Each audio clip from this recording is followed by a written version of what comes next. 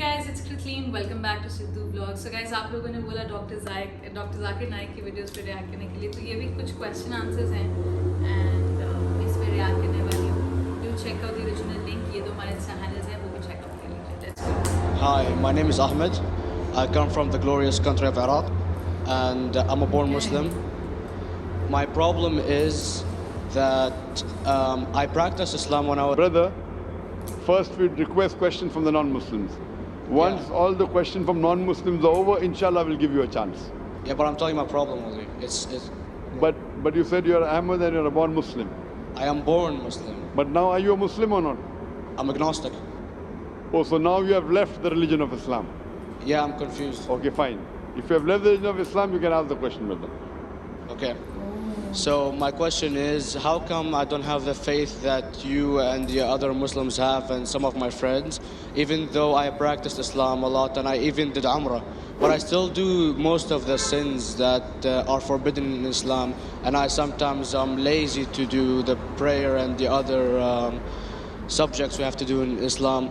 I have read many books and about other religions and conspiracy theories and documentaries and such. I even have seen your own videos in YouTube, and there are many questions that go around my head about Allah and the Messenger and Muslims in general. And basically the most important question is, you said in one of your debates or questions that Allah is the creator and He's uncreated.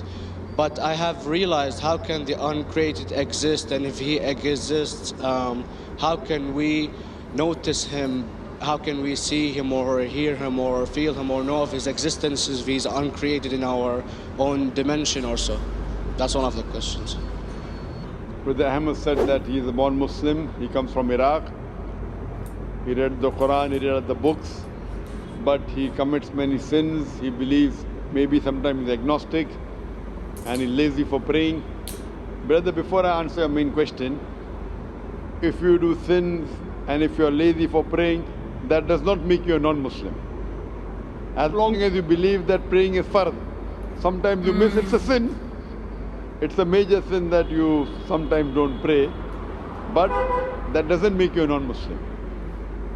If you say praying is not required, then you're doing kufr.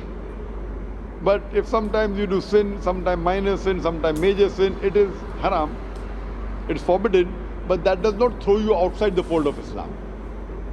There are sometimes waswasa of the shaitan asking you, oh, you're a Muslim, but this is wrong in Islam, this is wrong, and it does deviate the person's mind. At that time maybe your iman may be low, but these things should not make you consider that you're non-Muslim. Regarding a question that I mentioned in my speech, and you're right, that Almighty God is the creator, but He Himself is uncreated. You ask the question, how can the uncreated, how can we see the uncreated, and how it's possible? Allah subhanahu wa ta'ala is Khaliq, is the creator, and by definition He's uncreated. Because normally people say that when they try and prove in logic that everything has a creator, who created this table, the carpenter, from where he got, from the tree, who created the tree, so it goes back to Allah. So when many of the people try to convince an atheist, they try and say that everything has a creator, and then they get trapped when the atheist asks him who created Allah. So if you hear my tapes, I never go that way. I ask the atheist that how did you come to know about the universe? How did you come to know about the functioning of the stars, of the sun? And he says, and goes back, that the creator. So it's the vice versa. So if you know how to deal with logic, you don't trip over this problem with the atheist trap, the Muslims or the believers, by saying who created Allah. By definition, Allah is uncreated. And if you ask the question, who created Allah? If you have heard my tapes, I give the reply, that suppose a person comes and says that my brother John. Yeah, I know, I saw that, I heard that's funny, but I mean, how does He exist if He's uncreated? Not that is Allah. Yeah. How That's the difference between you and Allah. How does He exist? Means He was existing. From, He doesn't have a beginning. You and I have a beginning, that's human being. So that's the difference between us and Allah. You can't say that Allah has to be like us. If Allah is like you and me, why should we worship Him? I see, but have you heard of the phenomenon, the Big Brother, used by various orders and political agendas to control the people and such by implementing it into multiple gods, and then later on it became a monotheistic religions all over the world to make it easier for Big the Brother, people sorry, to... I've never heard of the religion Big Brother. It's not a religion, it's like a theory, an idea, basically. For What does it say? Yes? What does this idea say? What does it say? Is that when you have a big brother, it's easier for you to live life. When you have someone watching you the whole time, understanding you the whole time, protecting you the whole time, being with you the whole time, and you can talk to him, although he never talks to you back, maybe in your dreams, due to your mind and such, it's easier for you to live. While a human who does not have a big brother and is not easily controlled into doing so and is having complete freedom is a danger for the major ruling powers and such. What does this say? I don't understand. Big Brother may be the Big Brother, may not be the... What does it have to do with Islam and God? What does it have to do? Because basically Allah is watching you the whole time. So you want to say that Allah is like a Big Brother? Indeed, you use him for your protection so you won't be scared. You know what I mean? See, this is the hypothesis. Hypothesis. If you have heard, how do I convince an atheist? If you have heard my answer, that you said that you're agnostic, you're atheist. Yeah. So first thing I do to an atheist is I congratulate him. What? I congratulate him. Have you heard my answer of atheist? Yeah, you congratulate them and stuff. But I haven't seen your debates with the atheist. I just saw your answers on some questions. Fine. So you haven't seen the answer of atheist? No, but I've seen your debate with David William Campbell. And that's William Campbell is not an atheist. Yeah. Now when an atheist tells me he does not believe in God like your theory of Big Brother, yeah. And if you believe in that theory, I will ask you, first thing I do to the atheist, I congratulate him. You know why? Yeah, because they think and they don't follow what their parent does and such stuff like that. No. I congratulate him because he is not doing blind belief. The other people are doing blind belief. He is a Christian because father is a Christian. He is a Hindu because father is a Hindu. Most of the Muslims are Muslim because father is a Muslim. He is thinking. He says there is no God. He has said the first part of the Islamic Shahada, La ilaha. The reason I congratulate him is because he has said the first part of the Islamic Shahada, Islamic Creed, La ilaha. The only thing I have to do is Illallah, which I shall do inshallah. So if you have heard my answer, an atheist becomes an atheist because he believes in science, he believes in logic. Or I ask him that if an equipment is bought in front of him, which no one in the world has ever seen, and if the question is asked, that who will be the first person who will be able to tell you the mechanism of this new equipment? What is the answer? Of course, he's going to tell you the producer or the maker of this equipment. Creator, producer, maker. So when we ask him questions that how did this universe come into existence, he will talk about the Big Bang. This what we're going to talk is already mentioned in the Quran 1400 years ago in Surah Anbiya chapter number 21 verse number 30. Avalam yaral lazina kafaru anna samawati wal arda kanat ratkum ftaknahuma. Do not the unbelievers see that the heavens and the earth were joined together and we clove them asunder. This what you came to know 50 years back is mentioned in the Quran 1400 years ago. Who could have mentioned that? Well, in various civilizations in like 2000 or 5000 BC before Islam came or Christianity itself, there was various civilizations that are good in astronomy and they know more about our solar system than we do now, sadly. Brother, your knowledge of science is little, not in-depth. I do agree. There are certain things which were known as hypotheses. For example, we came to know, we were proved that the earth was spherical in 1577.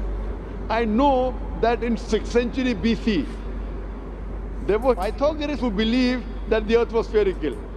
But the same Pythagoreans who believed the earth was spherical also believed that the earth was the center of the universe, which is wrong.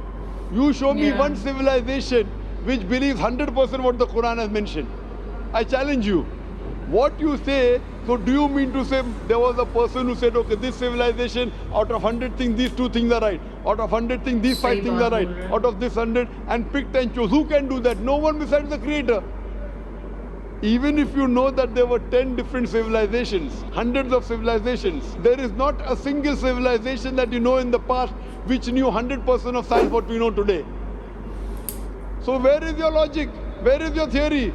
I do know that certain things were hypotheses which were proved later on, but there is not a single civilization which knows everything what is mentioned in the Quran. So the answer goes back to the original question, who could have collected this in the Quran?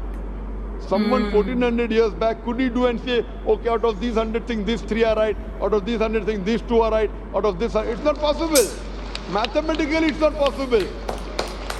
Well, you never gave the idea of extraterrestrials or so. I mean, knowledge is power, and Brother, I'm asking a simple question. We are not come here to have a debate. yeah. I'm asking you a question, point out a single civilization, you're asking something else. Yeah, We are alright. not here to discuss, you can come in the room and discuss. You ask a question, I'm giving you the answer. You gave about old civilization. I told you you're right, but out of 100 things, 98 they were wrong. So I'm asking you, who could have mentioned this in the Quran? You're talking something else now. Yeah, well, I'm asking a simple question, 2 plus 2 equal how much? You are saying, I'm telling you 3 multiplied by 3 is how much? I'm asking a name, you're telling that where do you live? You know, I'm asking a simple question, name me a single civilization which has everything what was mentioned in the Quran. Do you know of any or not? Yes or no? well, not everything, of course. Even not 10%. Why? Babylon knows of most of the planets and such.